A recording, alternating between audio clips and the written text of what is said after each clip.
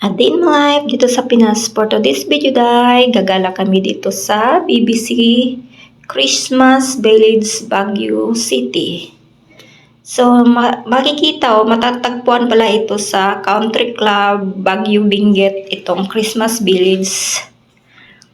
So, pagkadating namin sa Baguio guys, pumunta kaagad kami dito sa Christmas Village. Ito yung una naming pinuntahan at ginalaan kasi nga para hindi masayang yung aming araw kasi 2 araw lang kami sa Baguio. So, pagkadating namin sa Baguio, gumala kaagad kami dito. Kahit nga umuulan or umaambon, gumala pa rin kami para masulit namin yung aming panahon or aming time dito sa Baguio City. So, ito nga yung ganapan ngayong araw na to this video guys, andito kami sa BBC Christmas Village, Baguio City.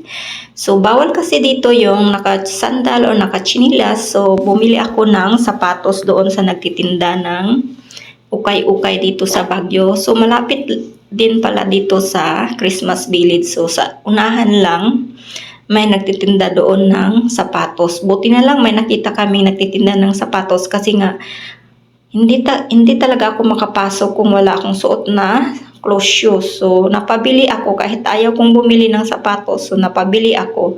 So, pag pupunta kayo dito sa Christmas Village, mga day, kailangan nyo talaga magsuot ng sapatos kasi ito talaga yung number 1 na requirements nila, yung magsuot tayo ng sapatos. Para daw hindi tayo mabasa yung ating paa ng mga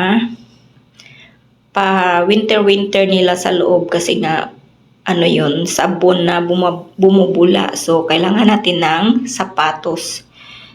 So, mula noon guys, pumunta muna kami doon sa nagbibinta ng mga ukay-ukay sa baba kasi nga bawal talaga akong papasukin pag wala kaming suot na sapatos.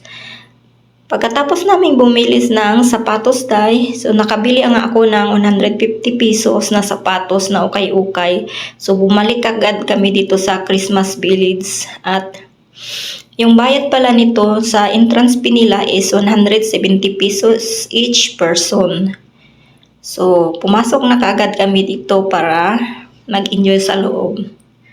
So ito pala yung view sa loob ng Christmas Village. May mga bahay-bahay kubo dito sa loob at may mga Christmas tree, tapos may mga din sila yung parang winter na bumubula na sabon. So ito pala yung entrance nila dito. Pagkapasok mo, makikita mo kaagad yung magandang view dito sa loob ng Christmas Village.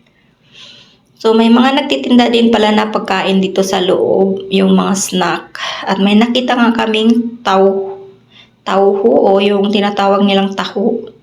At bumili kaagad kami kasi nga gutom na kami. So, 50 pesos pala yung isang baso. Tapos yung flavor noon, strawberry or obi flavor. So, ito pala yung mga Christmas tree sa loob ng Christmas Village. Tapos may marami ding mga bulaklak na pinaligiran din ito ng maraming bulaklak. At nakaka-amaze talaga yung view dito sa loob kahit gawang tao lang ito, pero parang in reality parang totoong mga halaman siya. So ito yung entrance nila guys. Tapos magsawa ka na hanggang anong oras ka matatapos dito kasi nga pumunta kami dito around ng 6 PM ng gabi, tapos kahit 10 PM na ng gabi ka umuwi kasi 10 PM naman yung 10 PM ng gabi naman sila magko-close. So magsasawa ka dito sa loob ng titingin sa mga magagandang view dito. Tapos pag weekdays pala yung time nila magbukas is 6 PM ng gabi hanggang 10 AM ng gabi. Hanggang 10 PM ng gabi. So, pag weekend naman, yung open nila is 10 AM ng umaga hanggang 11 PM ng gabi. So, nag-enjoy na nga kami dito sa loob. Pagkatapos namin dito masid-masid or namamasyal dito sa loob, kasi gutom na kami, pumunta pala kami doon sa grill restaurant at kumain. Kasi ito yung aming unang araw sa Baguio, so gumala kami kahit gabi na. Kasi gabi naman magbubukas yung Christmas Village. Kasi mas maganda at mas ma-enjoy mo talaga yung gabi pag pupunta ka dito sa Christmas Village. Kasi ang ganda ng mga decoration at may mga Christmas light dito sa loob. Kaya may enjoy mo talaga yung view pag gabi ka pumunta dito. So, pag nagustuhan niyo yung aking video guys, please paki-comment naman kung saang bulupalop kayo nanonood para alam ko for the next video at isi-shoutout ko kayo sa aking next video. At ito pala yung view sa loob. Maraming bulaklak at na-enjoy talaga namin yung aming first day dito sa Baguio.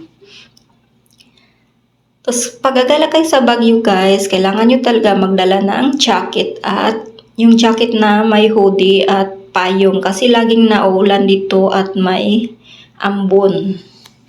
Kaya nasira yung boses ko kasi nga sinisipon at inuubo ako dahil sa malamig na klima dito sa Baguio. At sabi ng babae na mas malamig pa daw sa Baguio pagdating ng January at February. Kaya magdala talaga kayo ng makapal na jacket pag pupunta kayo ng January at February dito sa Baguio. Kasi malamig talaga siya compare sa Manila yung temperature dito sa Baguio. Kasi nga mataas kasi yung Baguio at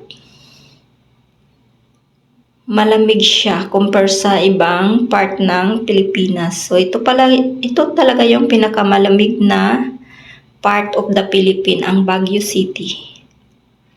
So thank you for watching guys. Hanggang sa susunod. I hope you enjoy to watch my video and please subscribe my channel and follow for more video to come.